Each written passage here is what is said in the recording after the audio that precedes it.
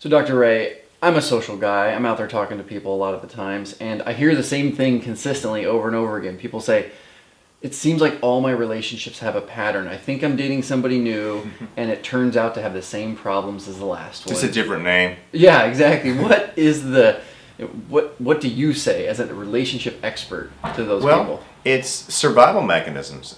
We just think about this for a moment. Even if you're a child and you are not maybe able to vocalize your thoughts and feelings, keep in mind that also you're not able to discern what is yours and what is your parents'. So when you're, say, lying on your back in your crib and your parents are having these interactions, that you are actually processing that information, so that becomes kind of your survival mechanism. Interesting. That becomes your model of how you might deal in relationships, again, with the intimate partner, but also with the world itself. It's also about, people sometimes think we're attracted to this person. More and often, it's that we're unconsciously attracted to dynamics. It's all we know. It's what's familiar. In other words, that if you've felt your parents always at work, what is familiar is unavailable partners. So sometimes, like therapists, we get really caught up more on, you have mommy issues, daddy issues. At some point, that is actually, you get over it. You're healed through that.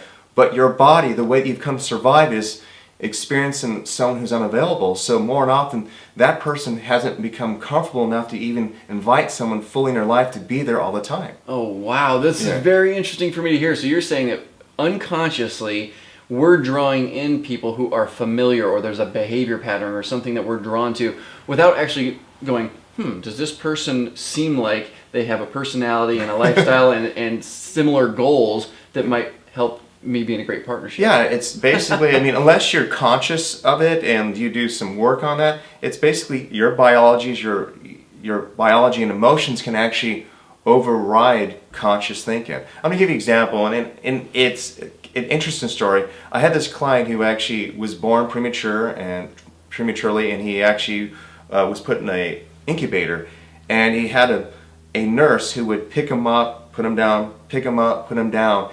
And he always, he had this experience where every woman that came into his life, it was never the right one.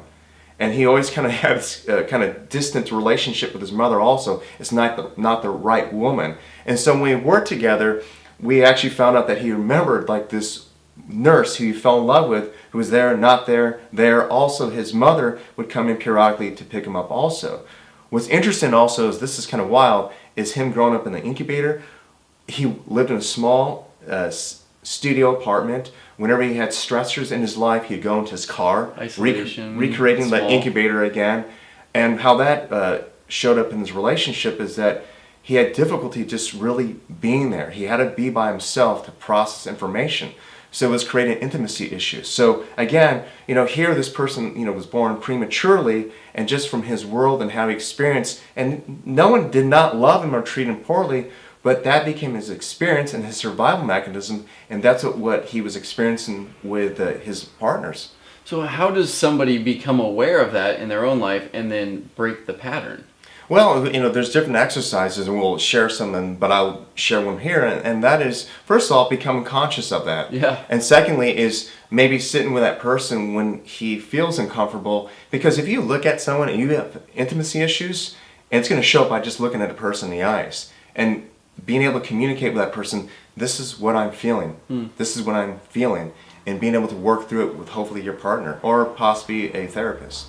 Wow, this is super interesting. I'm just supposed to be interviewing Dr. Ray, but I literally feel like something in me is like learning about myself as I'm listening to you share this, so thank you. I'll bill you later. If you were being offered some free tools that could get you unstuck, would you be interested? If so, visit raydoctor.com and receive your free transformational exercises. Imagine starting each day feeling deeper love, a clearer mind, and being able to say to yourself, I really feel good. My clients love these, and so will you. Get them now for free at raydoctor.com.